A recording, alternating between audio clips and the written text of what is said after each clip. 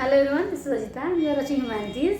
और हम लोग आज क्या पढ़ने वाले हैं, तो हमारा जो क्लास 10th हिस्ट्री का चैप्टर 3 है मेकिंग ऑफ ग्लोबल वर्ल्ड, उसका जो हमारा टॉपिक है ब्रिटेन वुड्स इंस्टीट्यूशंस, उसको आज हम यहाँ पे पढ़ने वाले हैं। ठीक है, तो क्या है ब्रिटेन वुड्स इंस्टीट्यूशंस, क्या है, इनकी फाउंडेशन क्यों पड़ी, तो ये देखते हैं।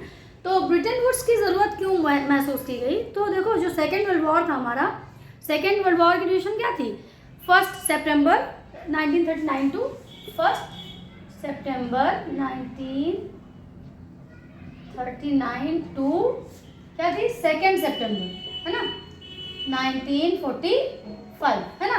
तो ये जब 2 सितंबर 1945 ये लास्ट टाइम था जो वर्ल्ड वॉर का, ठीक है, वर्ल्ड वॉर की एंडिंग का। तो जब हमारा जो सेकेंड वर्ल्ड वॉर था, जब वो अपनी एंडिंग की तरफ बढ़ रहा था, ठीक है, जब वो समाप्त होने वाला था, ख़त्म होने वाला था, तो उस टाइम पे 1944 में, ठीक है, 1944 में लोग, मतलब ये जो कंट्रीज़ थी जो वॉर में इंगेज थी या नहीं थी, ठीक है, वर्ल्ड की काफ़ी सारी कंट्रीज़, तो उन्होंने सोचा कि जो ये वर्ल्ड वॉर हो रहा है, इससे जो काफ़ी सारा नुकसान हुआ है, उसकी भरपाई हम कैसे करेंगे, इसकी हानि से हम लोग कैसे उभरेंगे, है ना, जो ये क्षति हुई है, जो नुकसान हुआ है, इससे हम लोग ऊपर कैसे आएंगे। तो उससे ऊपर आने के लिए सोचा गया कि कुछ किया जाए, है ना। तो क्या किया इन लोगों ने, तो United Nations Monetary and Financial Conference held in July 1944, July 1944 में ब्रिटेन वुड्स, जो कि जगह का नाम है, ठीक है, कहाँ पे है, न्यू हैम्पशायर, यूएसए में, यूएसए के न्यू हैम्पशायर में जगह है ब्रिटेन वुड्स। वहाँ पे ये लोग इकट्ठे होते हैं, मतलब काफ़ी सारी कंट्रीज़ के करीब 720 मेंबर्स, ठीक है, यहाँ पे क्या हुए थे, इकट्ठा हुए थे। और कितने कंट्रीज़ ने इसमें पार्टिसिपेट किया था, तो 44 कंट्रीज़ ने, ठीक है, 44 कंट्रीज़ के 720 मेंबर्स जो है वो न्यू हैम्पशायर में ब्रिटेन वुड्स नाम की जगह पे इकट्ठे होते हैं।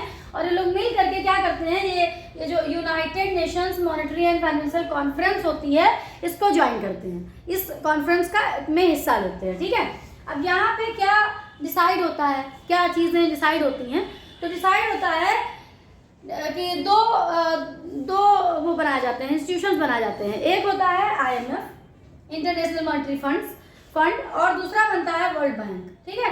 दो इंस्टीट्यूशंस बनती हैं यहाँ पे 1944 में, जिस इनको इसीलिए ब्रिटेन वुड ट्विंस भी कहा जाता है, क्योंकि दोनों को एक साथ बनाया गया था, ठीक है।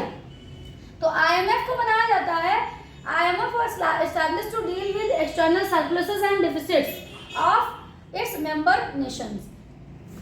IMF को बनाने का क्या मुद्दा था, तो वो था सरप्लस और डेफिसिट्स को देखना, डेफिसिट घाटा, सरप्लस जो मुनाफा, मतलब जो मुनाफा और घाटा होगा वर्ल्ड लेवल पे, उसको कंट्रोल करना, उसको देखना, है ना, मतलब उसको देखना, मतलब क्या देखना, नहीं, डील विद, मतलब उसको कंट्रोल करना, उसको एक लेवल में, एक बैलेंस में बनाए रखना, है ना।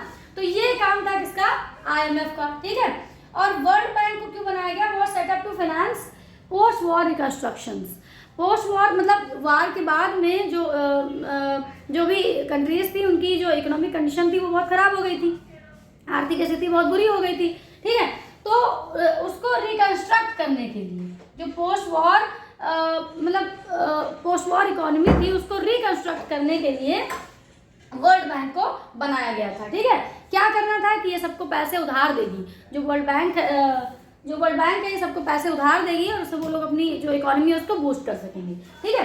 Both known as Bretton Wood twins, हाँ, इन दोनों को क्या कहा जाता है, ब्रिटेन वुड ट्विंस के नाम से जाना जाता है। और इन लोगों ने कब से अपने फाइनेंशियल ऑपरेशन स्टार्ट किए, तो 1947 से, 1947 से इन लोगों ने फाइनेंशियल ऑपरेशन, यहाँ फाइनेंशियल छूट गया है, ठीक है, ऑपरेशन स्टार्ट किए, ठीक है। और जो कब तक लास्टेड रहे, जो कब तक चले, तो 1970s तक ये फाइनेंशियल ऑपरेशंस ये लोग करते रहे, जो ब्रिटेन वुड ट्विंस थे ये करते हैं। इनके हिसाब से, मतलब जो वर्ल्ड की सारी कंट्रीज थी वो सब काम करती रही, ठीक है। अब क्या क्या डिसीजन इसमें लिए गए थे, तो पहला तो डिसीजन मेकिंग पावर किसके हाथ में था, तो ये जो ब्रिटेन वुड्स था, इसका जो मुख्यालय है वो कहाँ पे, वाशिंगटन DC में है, ठीक है। तो ऑब्वियस सी बात है कि जिस कंट्री में है उसका तो उस पर कंट्रोल रहेगा ही रहेगा। और वैसे भी जो US था वही सेकेंड वर्ल्ड वॉर के बाद में क्या था, सबसे मजबूत स्थिति में था। सबसे जो अच्छी स्थिति थी वो किसकी थी, तो यूएस की थी, क्योंकि उसको बहुत ज़्यादा नुकसान सेकेंड वर्ल्ड वॉर में नहीं हुआ था। ठीक है, तो क्या हुआ कि जो वेस्टर्न इंडस्ट्रियल पावर थे, ठीक है, यूएस हो गया, तो यूएस उनमें ज़्यादा, यूएस ही सबसे उसमें मेन था, उसी का सबसे ज़्यादा जो है कंट्रोल था इन दोनों पे, आईएमएफ और वर्ल्ड बैंक पे। डिसीजन मेकिंग पावर जो था वो किसके हाथ में था, तो आईएमएफ और वर्ल्ड बैंक का जो डिसीजन मेकिंग पावर था वो किसके हाथ में था, तो वो यूएस के हाथ में था। ठीक है, अब इसमें क्या डिसीजन लिए गए, तो डिसीजन लिए गए Bretton Woods system was based on the fix exchange rates. क्या इसमें जो ब्रिटेन वुड्स का सिस्टम था वो किस पे बेस्ड था, तो फिक्स एक्सचेंज रेट्स पे बेस्ड था। National currencies were pegged to dollar at a fix exchange. देखो अभी तक क्या था कि जो भी लेन देन होता था वो सोने से होता था, लोग क्या करते थे, गोल्ड एक्सचेंज करते थे, जो भी गुड्स वगैरह लेते थे तो एक्सचेंज जो भी होता था वो सोने से होता था, गोल्ड से होता था।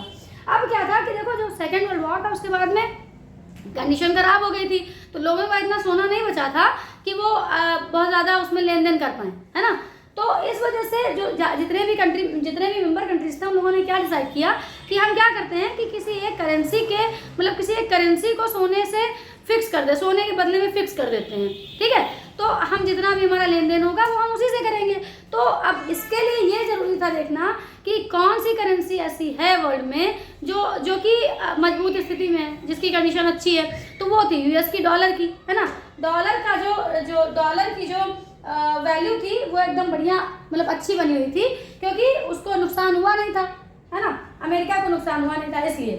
तो अभी तक क्या था कि जितनी भी नेशनल करेंसीज थी, नहीं तो अब यहाँ से क्या हुआ कि नेशनल करेंसीज की जो वैल्यू थी वो फिक्स कर दी गई, किससे आती जाएगी, किसके मुकाबले, तो डॉलर के मुकाबले कर दी गई। ठीक है, एक फिक्स एक्सचेंज रेट पे। Dollar itself was anchored to gold at a fix price of $35 per ounce of gold. और डॉलर, अब डॉलर ऐसा थोड़ी है कि डॉलर के बदले में कुछ नहीं था, डॉलर की भी तो कुछ वैल्यू होनी चाहिए, तो डॉलर की वैल्यू कैसे फिक्स की गई, तो $35 पर आउंस गोल्ड के बदले में डॉलर की वैल्यू फिक्स की गई। ठीक है, और डॉलर को इंटरनेशनल लेवल पे जितनी भी कंट्रीज थी उन्होंने उसको एज अ करेंसी यूज करना स्टार्ट कर दिया, जो कि एक्सचेंज के लिए वो जिसको कि काम में लाते थे।